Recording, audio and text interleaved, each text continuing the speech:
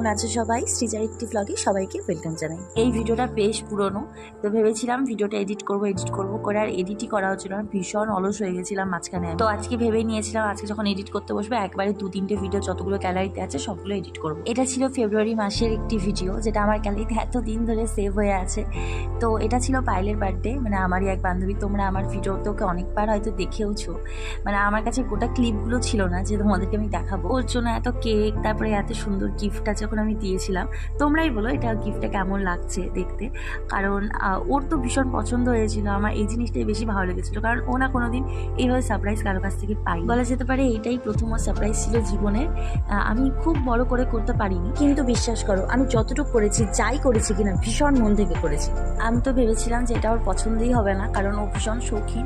আর আমার নিজের মনে হচ্ছিল এটা ভালো হয়নি, কারণ আমি যেভাবে তুলনামূলক যতটা ক্রাফটিংয়ের কাজ করে থাকি তার থেকে মনে হচ্ছিল যে এটা মনে হয় খারাপ হয়েছে। তারপর যখন ওকে দেখলাম, যখন গিফটটা দিলাম, ও এতটাই খুশি হয়েছিল যে ওর হাসি মুখটা দেখে আমার নিজের খুব স্যাটিসফাই হয়ে গেছিলাম আমি, মানে খুব স্যাটিসফাই হয়ে গেছিলাম আমি। আসলে ওর বাড়িতে কেক কাটার নিয়মটা নেই।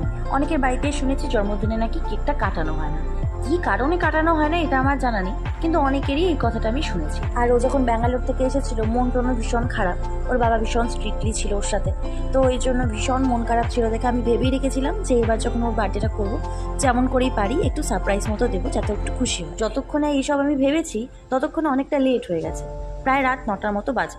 এবার আমি ভাবছি যে এবার তো কিছুই পাবো না খোলা, কোথায় গিয়ে খুঁজবো। তো রাতেবেলা তাড়াহুড়ো করে আমি বেরিয়ে গেছিলাম, যা পারবো এখন যতটুকু পারবো সব কিছু কিনে তো এনে রাখি যাতে আমি কমপ্লিটটা করতে পারি কালকে সকাল অবধি। ও বাবা, গিয়ে দেখি সব দোকান বন্ধ হয়ে গেছে, আর যেই দোকানটাতে খোলা ছিল সেই দোকানে লোকটা গেছে একটু বাইরে তার কাজে। তো এবার আমি ভাবছি আমি করবোটা কি। তারপর অনেকটা রাত হয়ে গেছিলো, ওই মোটামুটি 10টার মতো বাজে।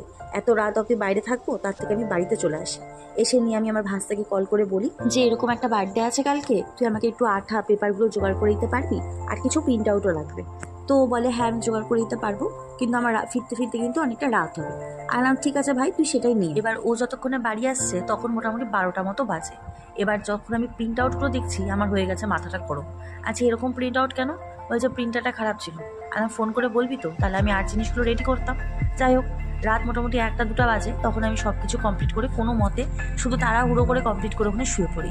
সকালবেলা উঠেই সেই দৌড় দিয়ে তাড়াহুড়ো করে প্রিন্ট আউটগুলো করে এনে আঠা দিয়ে পটাপট বসে। এতটাই তাড়াহুড়ার মধ্যে করেছিলাম যে আমি ভেবেছিলাম হয়তো এটা ওর ভালো লাগবে না বা কিংবা ভালো হবে, কিন্তু ওকে যখন আমি গিফটটা দিলাম ও গিফটটাকে এতটাই